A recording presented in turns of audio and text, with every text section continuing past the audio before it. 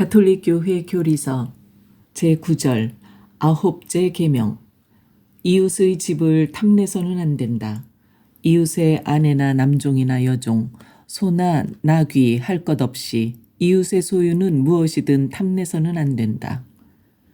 음욕을 품고 여자를 바라보는 자는 누구나 이미 마음으로 그 여자와 간음한 것이다. 2514. 요한 사도는 사욕 또는 탐욕을 세 가지로 구분한다. 곧 육의 탐욕, 눈의 탐욕, 그리고 살림살이에 대한 자만이다.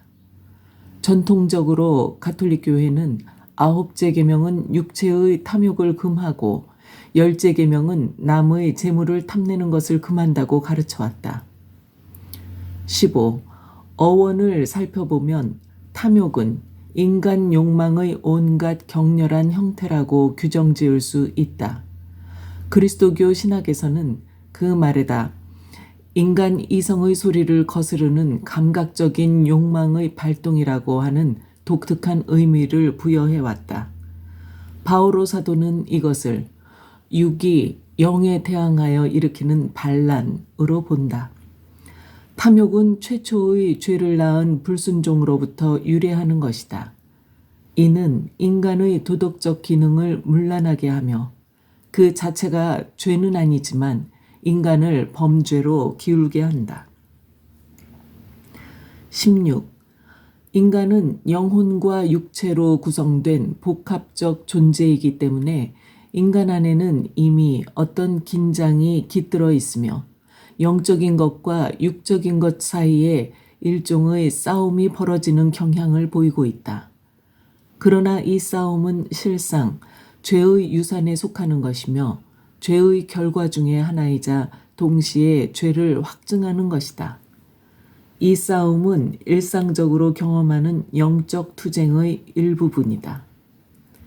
바오로 사도가 육체를 멸시하거나 단죄하는 것이 아님은 너무나 명백히 드러납니다. 육체는 영혼과 함께 인간의 본성과 주체인 인격을 구성하는 데 불가결한 요소입니다. 오히려 사도는 윤리적으로 선하거나 악한 소행 또는 성향을 말합니다. 덕은 구원을 위한 성령의 활동에 대한 순종의 결과이며 악덕은 이 활동에 대한 반항의 결과입니다. 그렇기 때문에 사도는 이렇게 말합니다. 우리는 성령으로 사는 사람들이므로 성령을 따라갑시다. 1. 마음의 정화. 17. 마음은 도덕적 인격의 중심이다. 마음에서 나쁜 생각들, 살인, 간음, 불륜, 도둑질, 거짓 증언, 중상이 나온다.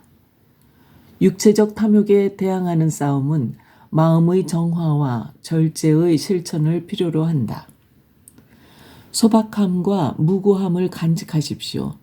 그러면 당신은 인간의 생명을 파괴하는 악을 모르는 어린아이들과 같이 될 것입니다. 18. 행복선언에서 예수님은 6번째로 이렇게 말씀하신다. 행복하여라 마음이 깨끗한 사람들, 그들은 하느님을 볼 것이다.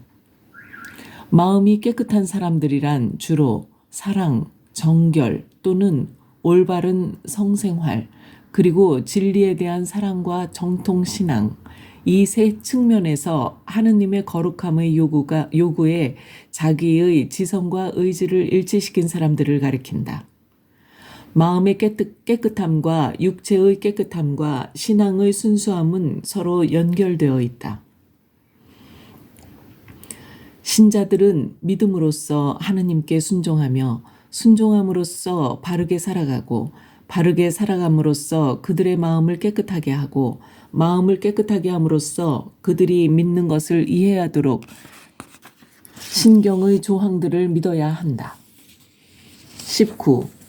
마음이 깨끗한 사람들은 하느님의 얼굴을 마주 배울 것이며 하느님을 닮게 되리라는 약속을 받았다. 깨끗한 마음은 하느님을 뵙기 위한 전제 조건이다.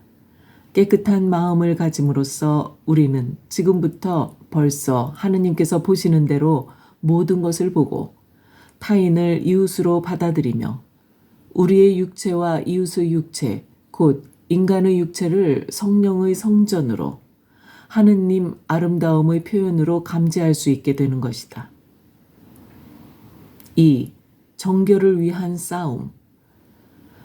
20. 세례는 세례받는 사람에게 모든 죄를 정화하는 은총을 입게 해준다.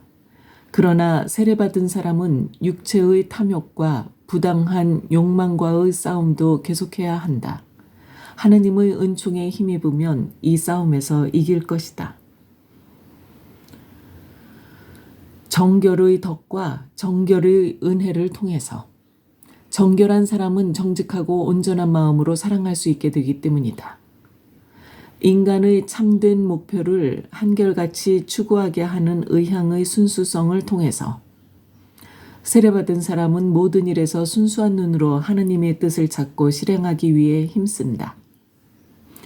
외적 및 내적 시선의 순수성을 통해서 감수성과 상상력을 통제함으로써 그리고 하느님의 계명이 제시하는 길에서 벗어나도록 유혹하는 더러운 생각에서 생기는 온갖 굴레를 물리침으로써 어리석은 자들은 그것을 보기만 하여도 욕망이 인다. 기도를 통해서 저는 제 자신의 힘으로 정결한 사람이 될 수 있다고 믿고 있었습니다. 도대체 저는 몰랐습니다. 저는 주님께서 주시지 않으면 아무도 정결할 수 없다는 것을 알지 못할 만큼 어리석었습니다. 그런데 만일 제가 제 마음속의 탄식으로 주님의 귀에 호소하고 굳센 믿음으로 제 염려를 주님께 맡겨드렸더라면 분명히 주님께서는 그것을 주셨을 것입니다. 21. 정결은 정숙을 요구한다. 정숙함은 절제의 완벽한 구성 요소이다. 정숙은 사람들의 내밀한 면을 보호해 준다. 정숙은 감추어진 채로 있어야 할 것을 드러내기를 거부하는 것이다. 정숙은 정결을 지향하며 정결의 신중함을 드러내준다. 정숙한 사람은 자기 시선과 품행을 타인의 품위와 타인과 맺은 관계의 품위에 알맞게 조절한다. 22. 정숙한 사람들은 인간의 신비와 그 사랑의 신비를 보호한다. 정숙한 사람들은 자기들의 부부관계에서 인내와 절제를 준수한다. 정숙한 남자와 여자는 서로를 내어주는 결정적 헌신을 위한 조건들을 반드시 지킨다. 정숙한 사람은 단정하게 산다. 정숙한 사람은 점잖은 옷을 골라 입는다. 정숙한 사람은 불건전한 호기심의 위험이 엿보이는 때에는 침묵을 지키거나 신중한 태도를 취한다. 정숙한 사람은 사리를 분별한다. 23. 육체의 정숙이 있는 것과 마찬가지로 감정의 정숙도 있다. 예를 들어서 감정이 정숙한 사람은 인체에 대한 변태적인 호기심을 불러일으키는 광고물들을 거부하고 사생활의 비밀을 지나치게 들추어내려는 대중매체들의 유혹을 거부한다. 감정이 정숙한 사람은 유행의 유혹과 지배적인 이데올로기의 압력에 저항할 수 있는 생활 방식을 취한다. 24. 정숙의 형태는 문화에 따라 다르게 나타난다. 그러나 어디에서든 정숙은 인간이 고유하게 가진 내적 존엄성을 직감하는 습성이다. 정숙함은 주체의식의 각성에서 생겨난다. 어린이들과 청소년들에게 정숙함을 가르치는 것은 인간을 존중하도록 일깨우는 것이다. 25. 그리스도교적 정결에는 사회 분위기의 정화가 요구되며 또한 대중 홍보 수단들은 타인을 존중하는 신중한 보도를 하는 것이 요구된다.